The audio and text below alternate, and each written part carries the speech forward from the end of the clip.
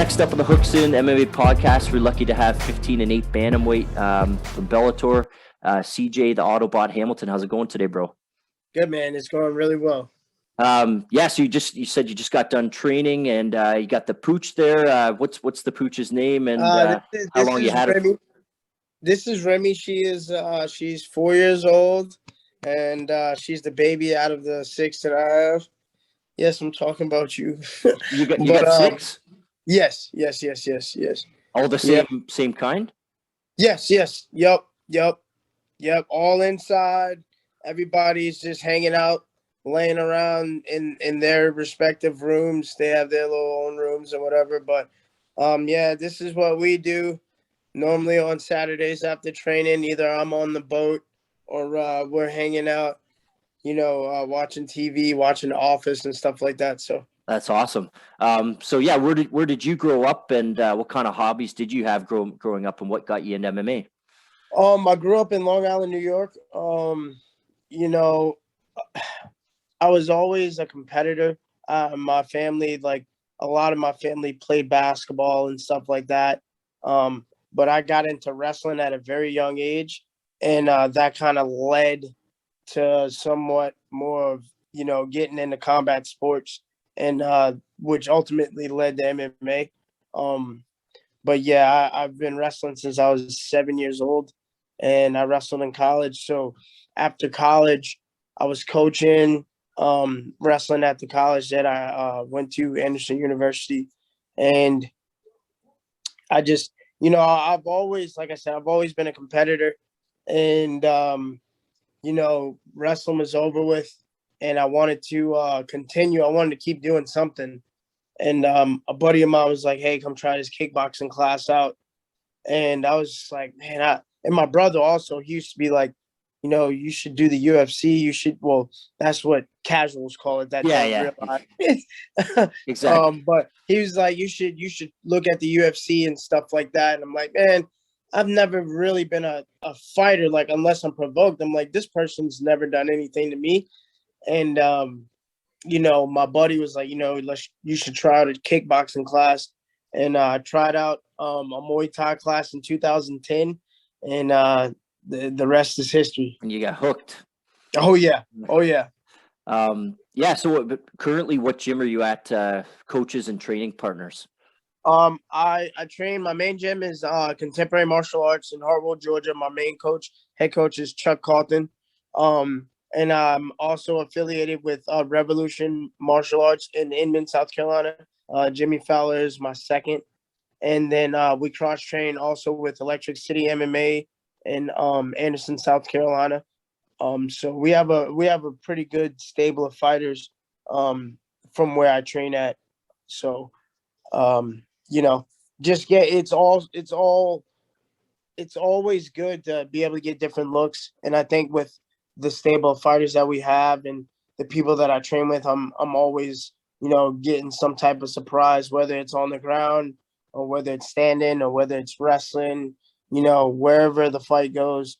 I'm always ready just because of my training partners. Yeah, absolutely. And speaking of like different looks, like you fought in LFA and Combate and Dana White Contender Series, Titan, like some of the biggest organizations in the world. Now you're in Bellator.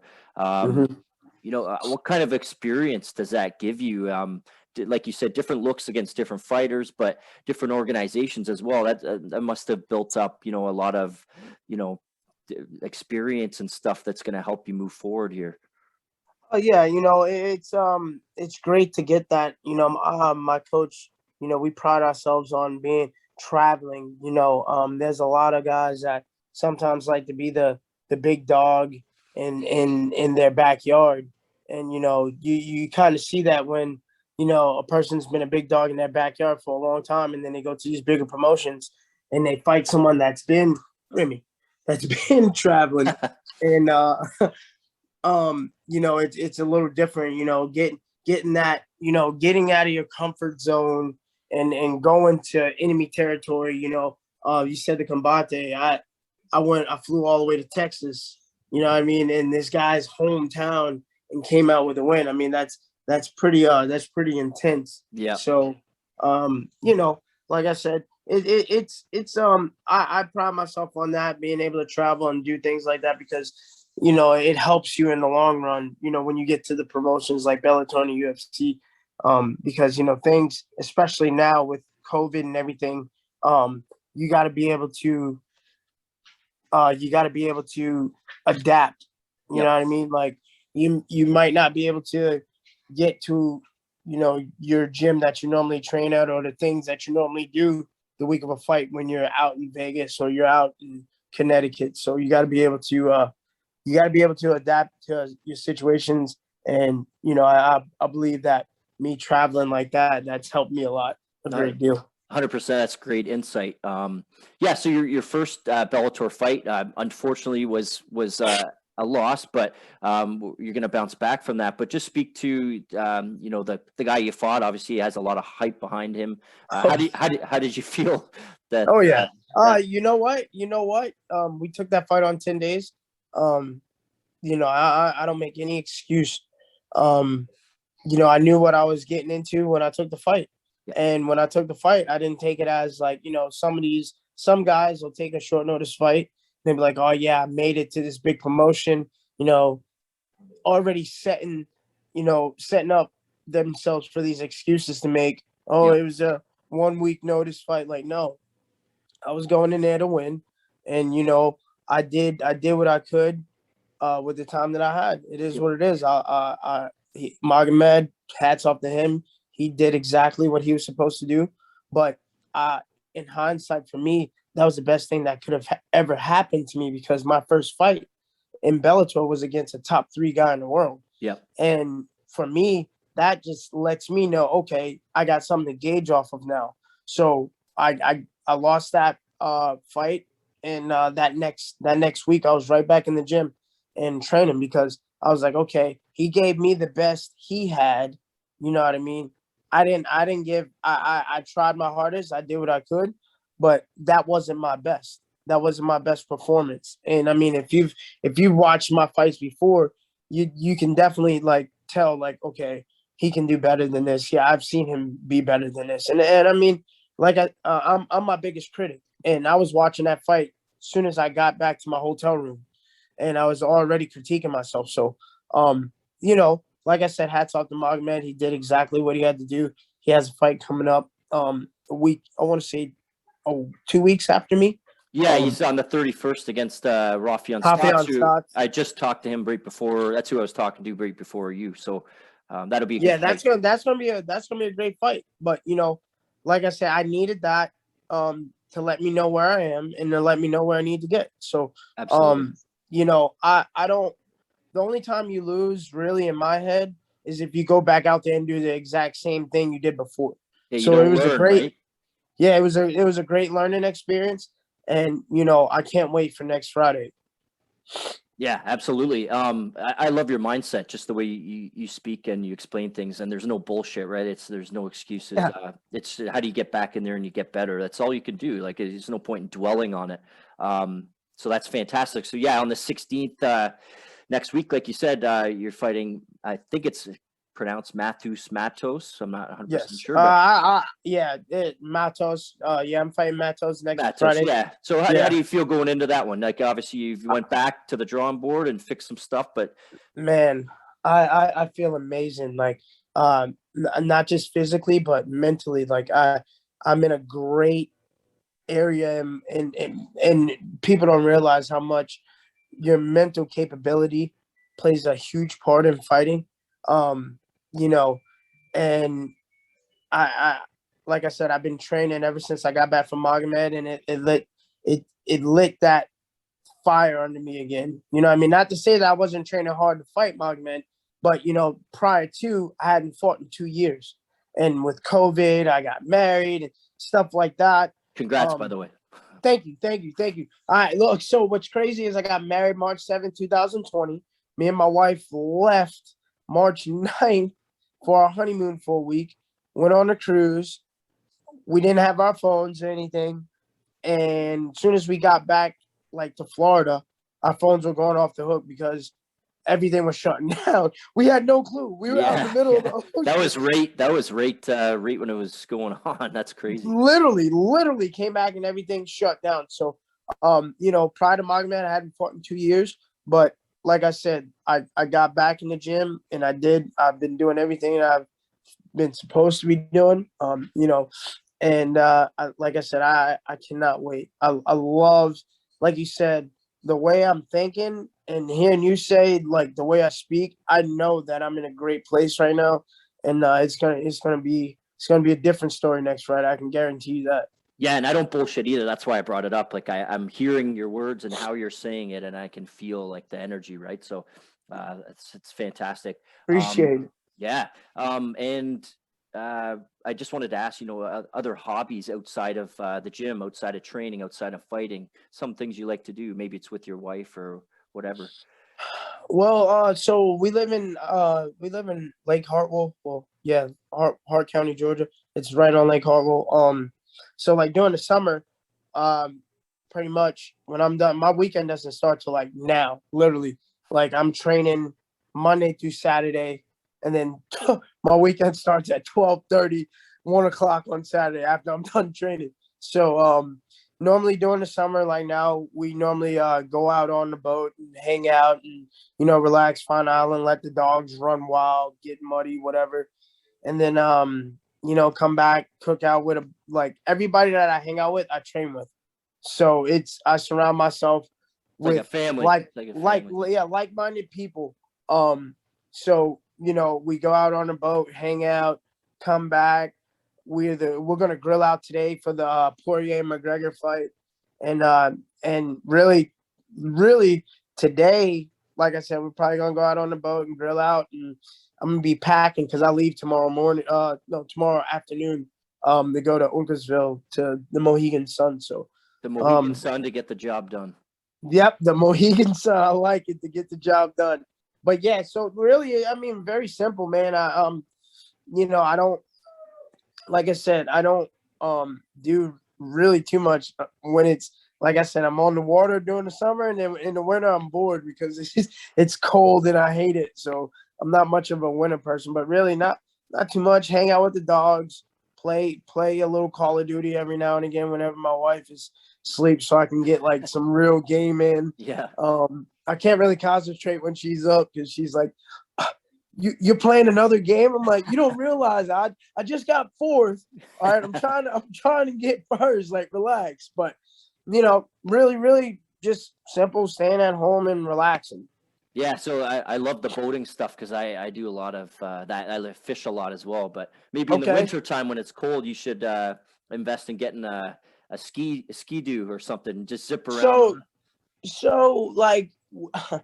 It's funny, for my bachelor trip, because I've only been snowboarding twice. The first time I went, I was with my wife, and it's for Valentine's Day, and everybody, because I wakeboard too, so everybody was like, "Oh man, it's just like wakeboard," and I'm like, "Oh, okay, cool." Not thinking like, okay, with wakeboarding, you got a boat guiding you, you got a lot of, resistance with the rope. So I go up there, snowboarding, thinking I can carve like a wakeboard, and I was sitting there falling on my ass like for the past. It was for at least 2 hours straight. I literally almost started crying because it was hurting so bad. Yeah. But I don't mind going. Like, we have the mountains not too far from us too. We'll go out there too. But like, I'm an outside person. I like being outside, and when it's cold, you can't really do too much of that when it's cold. So, but just like I said, just really simple. Yeah, I feel you there. I'm close to Toronto here up in Canada, so it gets pretty cold. I don't even know what I'm saying. Like, coldy, that I should just shut up after that, man. Like, well, I'm not going to tell you to do that, but yeah, our last segment here is between rounds. I'm going to ask you a question. You give me your best answer, okay? Okay. Favorite kind of food? We can even call it the cookout today. What do you like cooking there? And then what do you like eating after a fight to spoil yourself? Favorite kind of food to cook out on is like my wife makes like this bourbon salmon, which is really good. Favorite kind of food to indulge after a fight.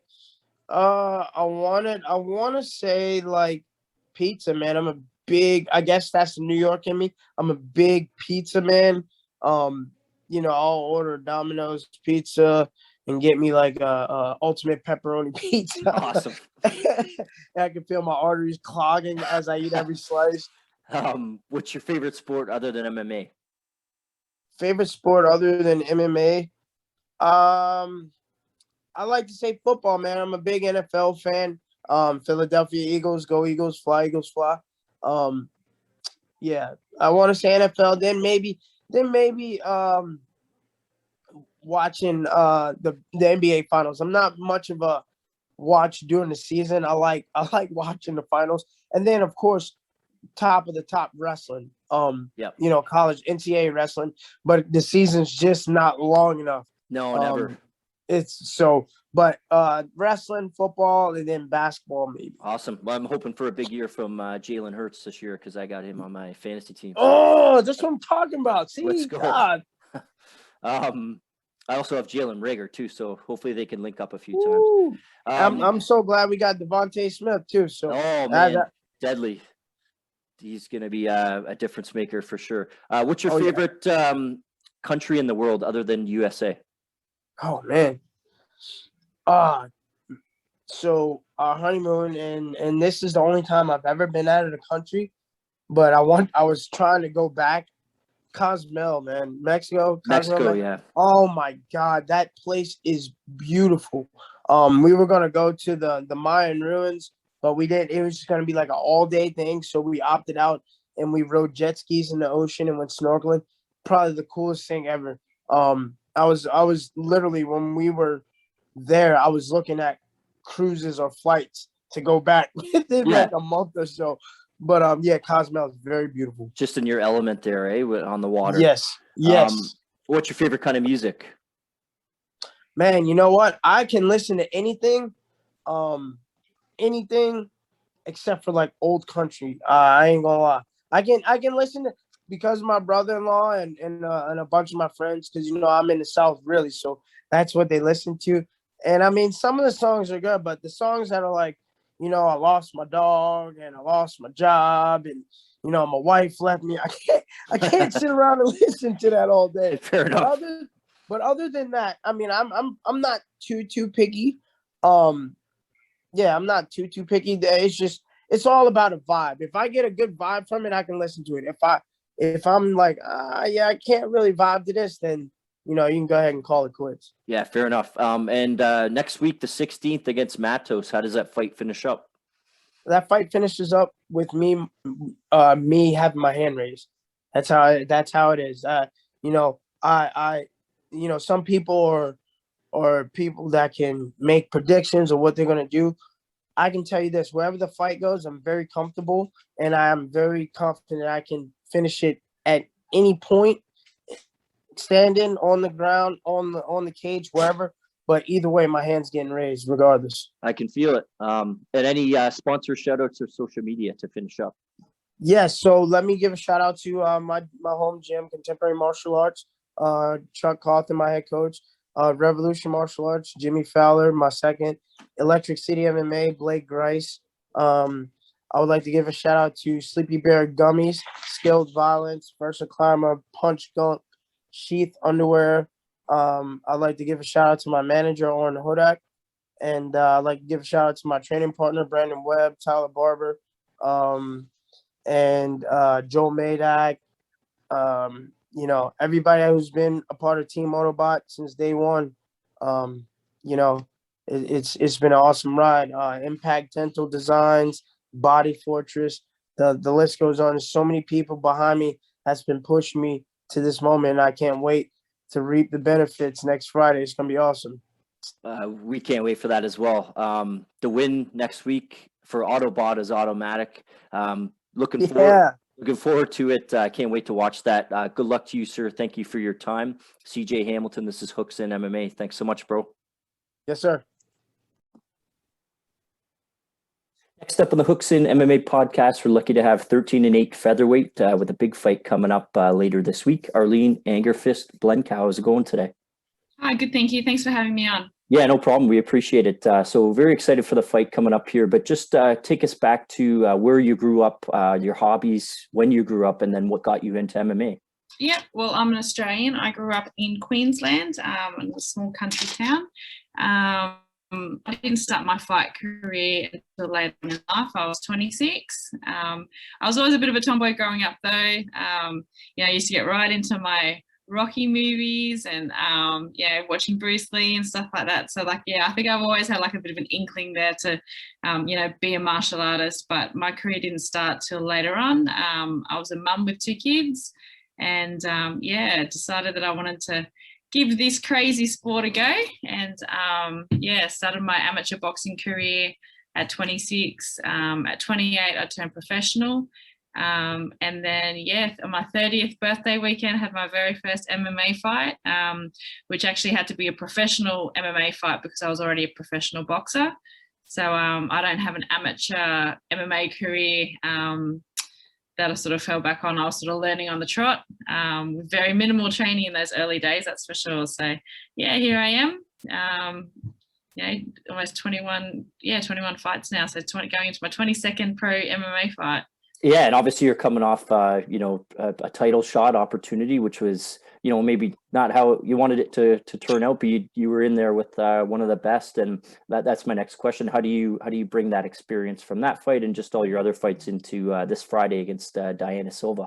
Yeah, well, my whole career's been based around having big fights and taking names and this and that. So even my Bellator debut fight was against a veteran in Adriana Jenkins. She'd had 17 MMA fights and been on the scene. And then my second fight was against Marlos Kunin. So I'm always taking the big fights and this and that. So having fought Chris was a massive career goal. It was something that I've been chasing my whole career. I took a lot of positives from that. Obviously, like you said, didn't get the result that I wanted, but I did take positives from it, which I'm bringing into this fight. We went back to the drawing board and worked on a lot of things. I've had 9 months to really think about the things that I wanted to correct in that fight, and just super excited to go back in there on Friday night and showcase everything.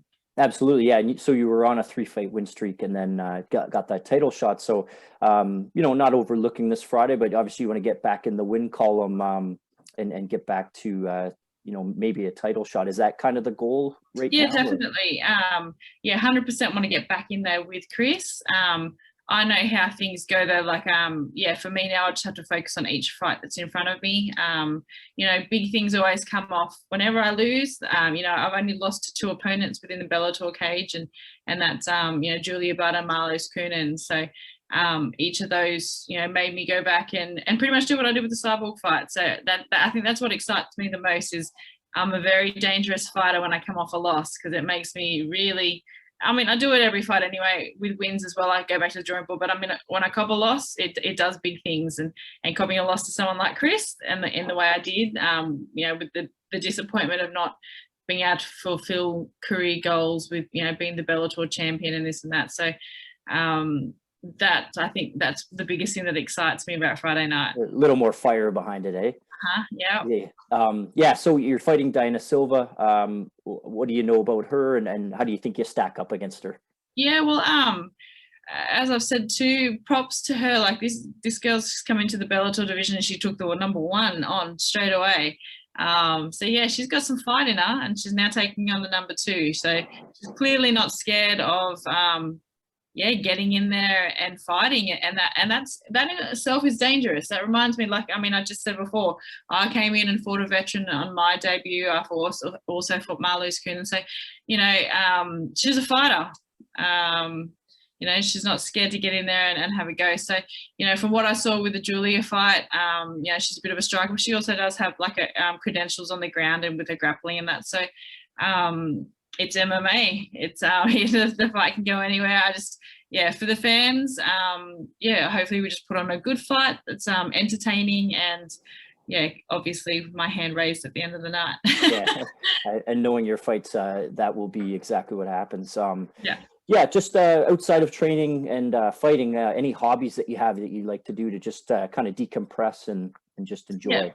Well, I'm lucky. As I said before, I'm a mother. I've got 2 children, so when I've got the luxury of finishing my training day or finishing session, coming off the mats, and my children are a beautiful distraction to take my mind away from being a fighter. So, and as I said just before, they're a quick reminder that to them, I'm always just mum. Like, they don't see me as a fighter and that. So I'm still getting text messages from Australia or ridiculous mummy sorts of things. And it brings me back down to reality. And it's nice to be able to take my mind off things.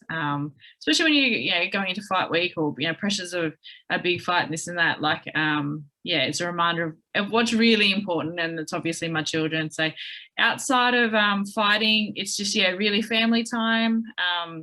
I do have other commitments, like I'm a mentor and a personal trainer as well.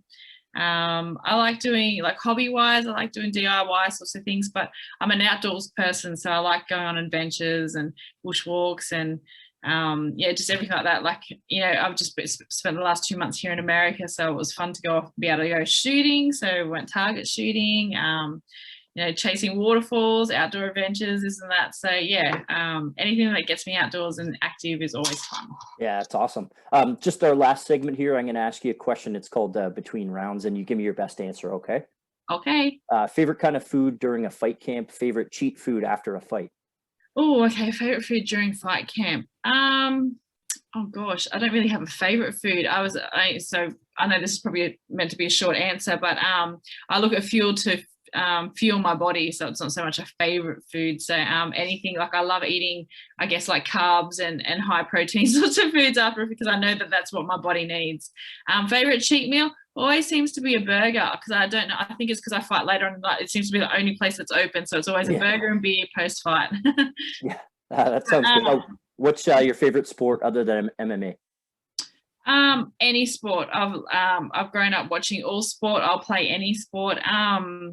I guess these days for me it's soccer, because both my partner and my son play soccer. So if I'm not in the gym training, I'm usually on the side of the soccer field watching them play.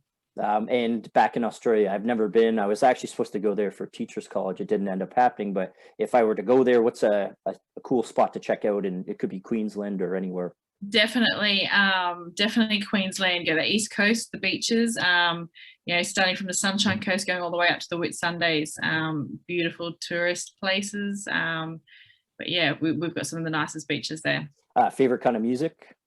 Depends on what mood I'm in. My walkout songs go from one extreme to the other, so I can go full on gangster rap to like pop music. So I'm a cruisy. Like, I do like sort of the Sunday afternoon, just cruisy sort of mellow music when you're sitting in, like, in a beer garden with a group of friends. Just easy listening acoustic music. Yeah, that sounds good. And then how does Friday finish up for you? With my hand raised. And any sponsors, shout outs, or social media to finish up? Yes, definitely. I've got some awesome sponsors that, again, have pulled through and given me the opportunity to be over here for the last 2 months of fight camp, which isn't easy, especially, like, with COVID and everything and the economic status of, like, the world. So Muscle Bros are my long-time sponsor, AH Glass Fencing, B and Bougie, Resolute TV, Compliant Cladding Victoria, and Three Kings Financial. Thank you guys for your ongoing support, and it means the world to me. Awesome. Really looking forward to Friday. Can't wait to see the hand get raised. We appreciate your time. Arlene, Angerfist, Blencowe, this is Hooks in MMA. Thanks so much.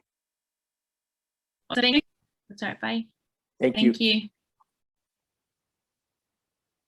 Next up on the Hooks in MMA podcast, we're lucky to have 10-4 light heavyweight. He's got his Bellator debut coming up on July 16th, and he's looking for a win to start off his Bellator career. Travis Bambam Davis, how's it going today? Good, man. And not to correct you or anything, but I'm fighting at middleweight this fight. Oh, it is at middleweight. Okay. Yeah, 185. All right. The quarantine, you were trimming down a little bit, and yeah. I'm starving, honestly. I just went down. And got on the scale and stuff that they're doing. Checking our weight every day. And it's been a while since I've been at 185. I've been fighting. I fought at heavyweight my last boxing match, and then my last couple of fights have been at catchweight. So it's been almost like a year and a half or two since I've been back at 185. And Yeah, it feels different, man. I feel small. Different for sure, but you know, the speed will be there, I think, and Yeah, I'm sure you're ready to get going. So I believe you were born in Ohio. Correct me if I'm wrong, and if you were, just speak to growing up there. What kind of hobbies you had, and what got you into MMA?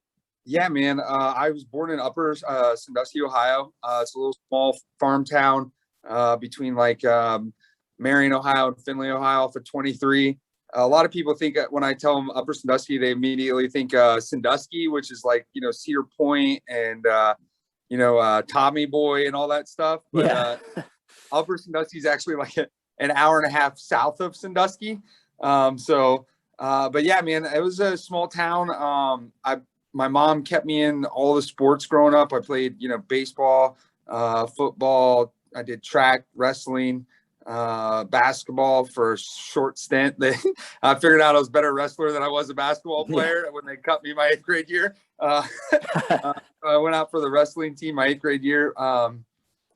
So yeah, man, I played a lot of sports. I had a lot of hobbies, but a lot of them weren't very good hobbies when I was a, you know, teenager. I did a lot of small town things like drinking and doing stupid stuff that you're not supposed to do, I guess, because you're bored. Yeah. So yeah, I love my hometown though, man. I love the people from my hometown, and they've been a huge supporter of me this whole time fighting and stuff. My mom still lives there. My brother lives in Marion and stuff, but yeah, I've been in Columbus now for like the last 8 years. After I joined or got out of the Marine Corps, I moved back to Ohio, but I went down to Columbus just for a lot of more work opportunity down there. You know, back home where I'm from, it's like you're either a farmer, an entrepreneur, a factory worker, you know, or small, like, you know, small other like jobs like that. Yeah. So just speak, you said you're in Columbus. Which gym are you training out of, and who's in your corner for your upcoming fight? So I train out of Ronin Training Center. Vitor Oliveira is the owner of that gym. Luke Zacharidge is the one who started it years ago, and then he sold it off when he pretty much retired. Sold it off to Vitor Oliveira, and Josh Williams is my head coach. Chad Van Sickle is my boxing coach.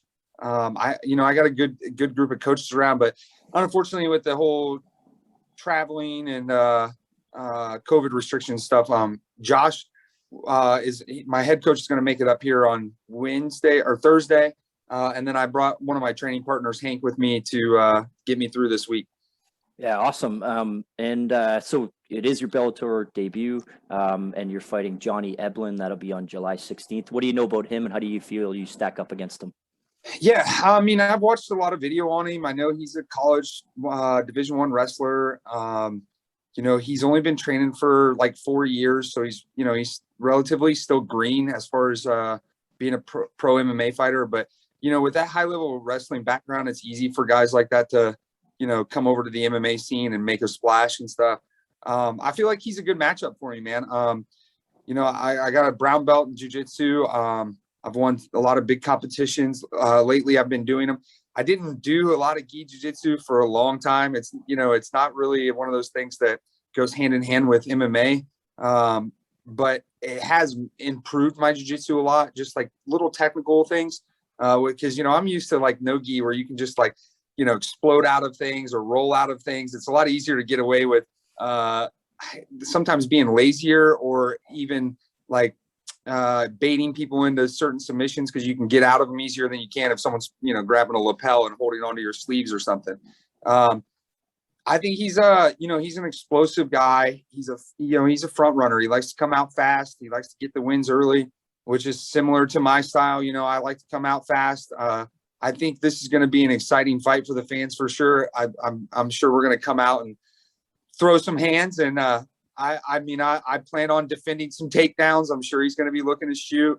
If I might go for a takedown, I'm not. You know, I'm comfortable wherever. So it's really just going to be like once I figure out the timing and everything and go from there. Yeah, no, that sounds great to me. Just outside of training, outside of fighting, what are a few hobbies you have? I recently started playing disc golf again. I didn't play for like 15 years, man. And I've been playing a lot of that lately. but really, man, fighting is my hobby. You know, it's my hobby. It's my job. It's what I like to do. It consumes a lot of my time. You know, me and my girlfriend like to go kayaking and hiking and stuff like that. You know, we've been down to the Appalachian Mountains. We were just out in oh man, what is it called? I can't even think of it. I'm sure it'll come to me. Yeah. But we like to travel around and do stuff like that. I don't like camping because the Marine Corps kind of ruined that for me. But you know, we'll get an Airbnb or something and then just go hike and do some hikes and stuff like that. I really like doing that stuff. But yeah, man, I don't really, to be honest with you, I don't have a lot of hobbies. MMA's kind of consumed my life, and you know, I've just been really focused on getting here, man. You know, if you typically in this sport, if you half-ass it, it'll show. Yeah, exactly. Well, it seems like you like to get outdoors, so that's a check mark on my book. Yeah. Our last segment's between rounds. I'm going to fire off some questions for you. Give me your best answer, okay? Okay. Favorite food during like a fight camp, and then favorite cheat food after a fight. Bacon cheeseburgers during fight camp, and then after would be sweets, man. Donuts, cookies, anything like cupcakes, anything like that I can smash and yeah, stay up all night on a sugar high. What's your favorite spot in Columbus? So it could be like a restaurant, could be a place you go to hike. Man, favorite spot in Columbus, probably be the gym, I guess. I mean, I'm always but food. I like Harvest Pizza. There's this place called Derive down by my house that does like bacon cheeseburgers. They do it. It's called a smash burger. I like that. Yeah, I love food, man. So I could name off like 50 restaurants in Columbus. I like to do that. What's your favorite kind of music? Man, that's a tough one. I like classic rock. A big classic rock fan. But as far as fight stuff, I like to listen to classic hip hop. You know, I'm an older guy, and I like the old stuff, man. My mom raised me on the older rock and roll and stuff like that. Absolutely. What's your favorite? It could be like a favorite TV show or series or movie of all time. Favorite TV series, man. Like Sons of Anarchy. I loved that one. Favorite movie. Honestly, I have a bunch of favorite movies, but one I could watch anytime it's on TV is Roadhouse. You know, yeah, great movie. Yeah. Yeah, and then how does July 16th finish up for you? Yeah, man. I'm hoping. Ideally, in my mind, it's going to be either an early first round finish, I drop him, or a later finish. Like I said, he's a front runner. So if I got to weather the storm a little bit, and then take him into the deep water and then look for the knockout or submission later in the fight, I'm going to. Awesome. Can't wait to watch that. Any sponsors, shout outs, or social media just to finish up? I mean, for sure. Let me think about this one for a second. I'm actually take this and move it real quick so I can get all these guys on. Oh, good. Shout out to my sponsors of Tavern 62, the Training Room, Subzilla, Central Ohio Spine and Joint, LRX Apparel, Ronin Training Center, Vitor Oliveira, Sheath Underwear.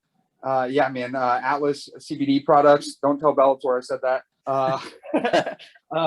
But yeah, man, those are my sponsors. Those guys have taken care of me. My barber, Dave Hatfield, he's been cutting my hair since I turned pro, man, and he's excited to see his haircut on TV for the big time for once. So there we go. So yeah, huge shout out to them guys, and obviously my management team, Iridium Sports Agency, for getting me this fight and getting me to the next level finally, and making this happen, man. Yeah, and you put in the time. You deserve this opportunity, but I'm sure you won't be just content being there. So really look forward to your Bellator debut, but ultimately getting that first win and having your hand raised. So yeah, man, I want to get ranked in the top 10 here and get that multi-fight deal with these guys. Absolutely, and would want nothing more for you. So great guy, great time chatting with you. Good luck on Friday. Thanks for your time, Travis Bam Davis. This is Hooks and MMA. Thanks so much, man. Yeah, thank you, bro. No problem. You take care.